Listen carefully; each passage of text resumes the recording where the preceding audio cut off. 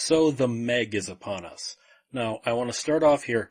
I love this book. I've read the book 3 times. Now, admittedly, that's not been in the last 15 years. I'm coming into watching the Meg kind of knowing the train wreck that this has been to attempt to get this book made into a movie for nearly 20 years now. And I don't think they succeeded. Now, the Meg as a movie is just bland. It's not terrible. It's not great. It's bland. It's one of the softest PG-13s I've ever seen. Other than whales and other sharks, I don't think there's a drop of human blood in this thing. You have people being thrown here and there. You have people exploding. You have people being eaten by the shark. There's no blood in this movie. This is one of the softest PG-13 movies I've seen in a long time. And I know that's ticking off some of the cast who, when they shot this movie almost 2 years ago, they were told at the time they were making an R-rated movie. So I can understand this thing has been completely castrated as a film. Because the book, pretty hard R book. I guess my biggest problem is, I went to see this with my girlfriend. She's never read the book. She thought the movie was okay. And I can totally see that. The problem is, having read the book, I know why it's not okay. This thing is not an adaptation of the book in any way, shape, or form. Other than giant megalodon is not extinct from a trench at the bottom of the ocean coming to the surface and a few character names, this has no relation to Steve Alton's book from 1997 at all. All of the plot, how the Megs are still alive is different, why the crew is down in the trench is different, how the Megs get to the surface is different, the characters' relations to one another is different, how they stop the Meg is different, what the Meg is doing is different. Basically, they just took the book and said, okay, now we're going to make up our own plot. And the plot they made was so vanilla, so bland, so meh.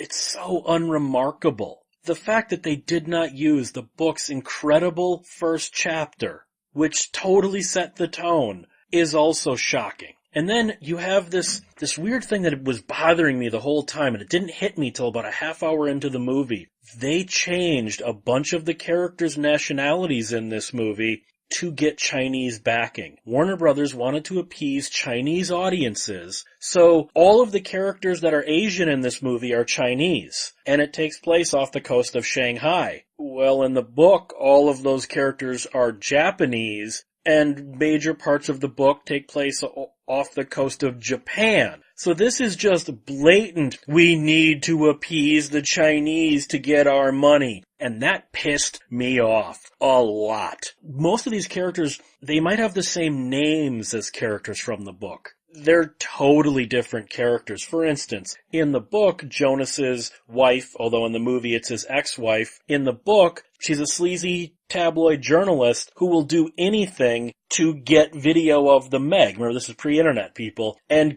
become famous with that, and she loses her life for that. Now his ex-wife, she's one of the best divers in the world, and she's leading the mission that actually finds the Meg. It's like, oh yeah, they're totally the same character. Just totally. As far as I'm concerned, the Meg, the book, and the Meg are 2 totally different films. Oh, also, one of the big selling points of Meg the book was the tagline, if you can see her glow, it's already too late. Because the whole thing was, her species had been trapped in the Mariana Trench for 2 million years, so the sharks had become bioluminescent. That's never addressed here. In fact, it's kind of shocking how little the Meg is actually in this, how little they actually show the shark doing anything. The editing is very, very strange. It's like they wanted to feature the shark as little as possible. Perhaps John Turteltaub was trying to do like it's Jaws, we don't need to show the shark, man. This isn't one of those stories. This isn't a Jaws type story. This is a story where the shark needs to be featured, people. Then you've got the cast. The cast all basically do their jobs. Rainn Wilson is annoying as hell as usual. Jason Statham is,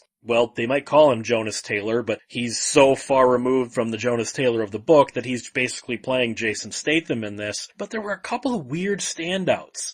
Bing Bing Lai was honestly really good in this, even though, like I said, her character of Terry Tanaka in the book is Japanese, and she's Chinese, but fine. And also, weirdly enough, they add a precocious little girl character to the team. And usually that ends badly. In all honesty, Shua Sophia Kai, she's fantastic in this as the little 8-year-old girl, Mai Ling. She's borderline the best character. She gets all the most legitimate funny lines in the movie. She's the opposite of what a precocious, annoying kid character is. I hate to say it, but some movies can learn how to add a kid character with this. Overall, this movie is just meh. It's so meh. You'll leave this movie going, I didn't hate it, but I didn't love it at all. It's so forgettable that this movie has no impact at all. And again, I loved the book. So maybe I'm being a little more harsh on the movie, but The Meg was the biggest disappointment of this year so far.